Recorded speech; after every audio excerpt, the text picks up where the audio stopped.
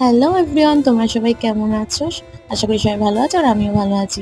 সকাল সকালই দেখছো কেন যে আমি স্টেশনে আর টিকিট কেটে নিয়েছি। আমি যাবো একটু বারাসাতে। আমার ফোনের ডিসপ্লেটা না একদম ভেঙে গিয়েছে।